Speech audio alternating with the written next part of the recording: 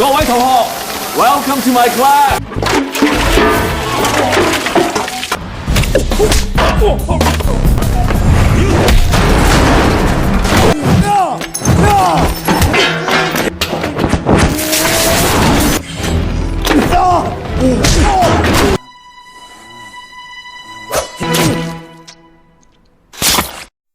Henry has returned to Hong Kong after serving in the U.S. military for years, looking to start a career as a teacher. He goes to his former school, Tak Chi Secondary. The principal notes that he doesn't have experience in teaching, but after being shown a recommendation letter from a higher official, he is given the job. Before Henry leaves, the principal informs him that the class he is assigned to teach is one of the worst in the school. On the morning of his first day at school, Henry walks into the class to see that it is absolute chaos. Some students are sleeping, others are singing, and some are playing video games, while a good number of them are cooking ramen on a portable stove. Even after the teacher walks in, they completely ignore him and continue what they are doing. Henry tries to get their attention, but they pretend not to hear him. He gives up on trying to divert their attention and goes around the classroom, commenting on the things they are already doing. The students who are cooking are asked to eat less ramen because it contains too much sodium. Henry then approaches a guy named Zua, who is playing the ukulele, and helps him with it. Similarly, he warns a gamer kid against the radiation he might receive from staring at the screen all day. Geez, if that's a real thing, then it's too late for all of us anyway. When the students finally start listening to him, he introduces himself and writes his name and phone number on the board. The students laugh because his handwriting is ugly. Then someone from the students calls him and asks him to leave the class, but Henry laughs it off. The kids ignore him yet again and continue with the activities they were doing before his arrival. Having had enough of it, Henry uses a rubber band and a piece of chalk to trigger the fire sprinkler in the room. The students quickly spread out to keep themselves from getting wet. He finally gets their full attention and officially welcomes them to his class. Go away. Welcome to my class. After class, a group of 5 lowest-ranking students gathers in the sports supply room to smoke. The leader of the group, Jack, has a crush on an A-grade student from another class. The others find him staring at her picture and make fun of him. The group has a rivalry with the rich and spoiled kids from the school's basketball team. They enter the supply room and mock Jack, as usual, because he is poor. Later, the basketball team is practicing while Jack and the group watch them from nearby. Jack drops a bottle on the court, which causes the team leader to fall. The group laughs, but is given detention by the school's English teacher, Miss Leung. To avoid detention, they play a prank on her and run away when she is busy cleaning her desk. Elsewhere, the school's principal is distressed because the education board is planning to deduct 20% of their annual funding. The people from the board come to take a tour of the school to inspect where the funds are being used. At the same time, Henry enters the classroom, where the students have set up a bucket of water to prank him, but his reflexes work faster than the falling bucket, and he is able to push it away. The students who had been waiting to make fun of him are left shocked. Henry asks for Jack's packet of cigarettes, knowing that he smokes. Jack simply hands him the pack, curious as to what he is about to do. Then Henry asks Zua to name the 3 ingredients that are in a cigarette. When he answers the question correctly, he is allowed to skip class for the day. Everyone starts to bang on their desks, demanding that they should get to skip class as well. When they stop, he hands them all a cigarette and asks them to analyze it.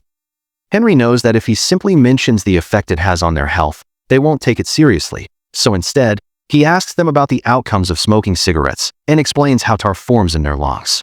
For the first time, they pay attention to the teacher and are actually interested in learning. After the bell rings, he asks them to return the cigarettes, and the students reluctantly agree. That day in the cafeteria, the captain of the basketball team makes one of Jack's friends, Bruce, trip on his leg. This gives rise to an argument between the groups, which soon turns into a fight. They throw food and tables at each other, destroying the place. Later, Henry is informed that 5 students from his class have been temporarily suspended for starting the fight. Henry finds Jack fighting his opponent in the hallway and stops them. On being asked to calm down, Jack accuses the school of being unfair because the rich kids get no punishment. That day after school, Henry goes through the files of all 5 students to find out more about them. The first guy is named Zua, the son of a Pakistani immigrant who is always discriminated against because of his race. He is often accused of stealing by the policemen in his neighborhood. Zua's only wish in his life is to become a musician. The second student is a girl named Donnie. She was a disappointment to her father ever since her birth because he always wanted a son. Her entire life, Donnie has been trying to gain her father's respect. She even cut her hair to a shorter length and played with cars to pretend to be a boy, Yet her father doesn't care about her while he treats her younger brother like a prince. Then there are brothers named Bruce and Chris. Their mother ran away with a man when they were only kids, which turned their father into an alcoholic. The brothers only had each other to rely on while growing up. Bruce became obsessed with video games to escape reality, while Chris worked hard in a grocery store to make money for the family. Lastly, Henry can find no information about Jack's family background. In the following scene, we see Jack working at a restaurant as a waiter. An MMA bettor, Au-yeung, arrives at the restaurant with his business partners. When Au-yeung isn't looking, Jack steals his fancy lighter, but is caught. Au-yeung's men beat him up as he checks Jack's ID. After finding out that he is a student, he gives Jack some money and offers him a job as their food delivery man somewhere else. Henry visits Zua's home and finds him running away from his father and his associates after stealing a ticket. He helps him at first, but after finding out why he is being chased, he takes the father's side. Then, he and Zua come to hang out at a bridge to motivate Zua into doing whatever he wants. Henry sings with a band performing in the streets. Seconds later, Zua joins him and sings in front of people for the first time since being bullied at school years ago. Meanwhile, Bruce and Chris's father comes home late, like always, and orders them to bring him a beer from the store. When the brothers refuse, he yells at them to get out of his house. The next day, Henry meets with their father and convinces him to go to rehab for his son's well-being. In the meantime, Den's father brings her a bag of makeup products and asks her to act like a girl for once. Den is furious at him for always making her feel like she is not good enough. She applies makeup on her younger brother and sneaks out of the house with the car key. She is about to drive away in her father's car, but is stopped by Henry at the right moment. He tells her that driving without a license is illegal and suggests an alternative. Following that, they go to a go-kart racetrack. Henry also invites her father and makes them race. The father and daughter show no mercy to each other during the race and eventually end up outside the track. Suddenly, Den's go-kart is hit by a vehicle, but she manages to dodge it. Unaware of this, her father cries, mourning his daughter's death. Donnie realizes that he does, in fact, love her and hugs her.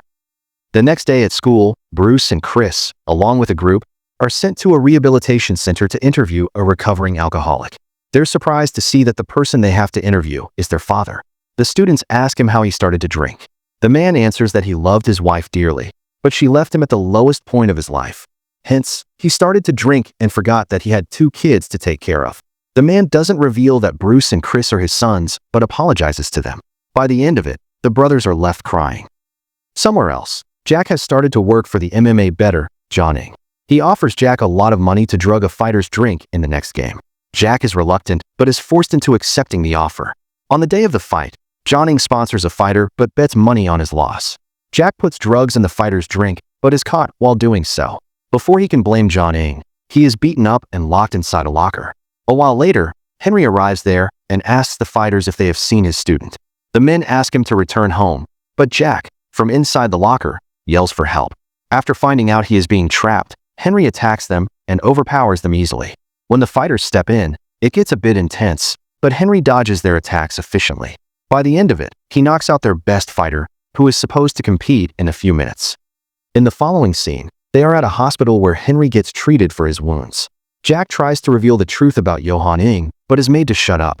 The news makes it to the television, and Henry starts being known as the man who beat up a professional fighter to save his student. His popularity in school grows, and the students start to respect him. They even get up to welcome him to the class, in contrast to how they were earlier.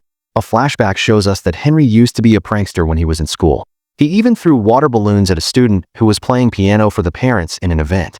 Later, he fought the same student and broke his hand. He was suspended for the fight, after which he had to fly to the States.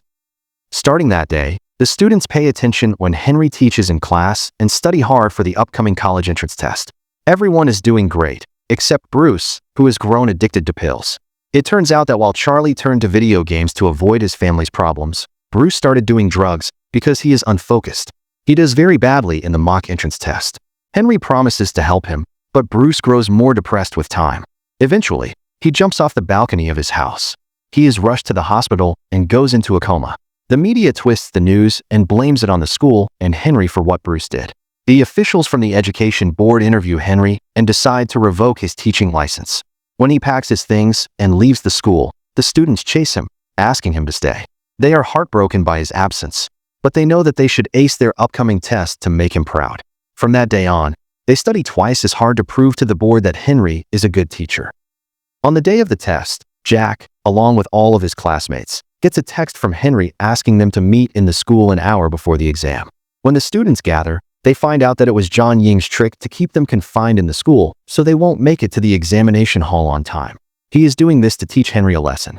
A while later, Henry arrives at school and finds out about Au-yeung's plan. He lets the students free and fights all of Au-yeung's people to stop them from harming the children. They escape and quickly make their way to the examination hall. While Henry fights Au-yeung, he reveals that he was the guy whom Henry had thrown water balloons at when he was little. It turns out that ever since Henry broke his arm, he wasn't able to compete in a big music competition. Ever since the incident, he hasn't touched a piano and blames Henry for ruining his dream. Henry tries to reason with him, but is attacked yet again. They struggle to get a hold of a knife. At last, Henry gets in a chase to kill him, but doesn't do it. He asks for forgiveness for what he did when he was little and walks away. The students reach the examination hall at the right time and complete the test. Cut to a few weeks later, they all pass with flying colors.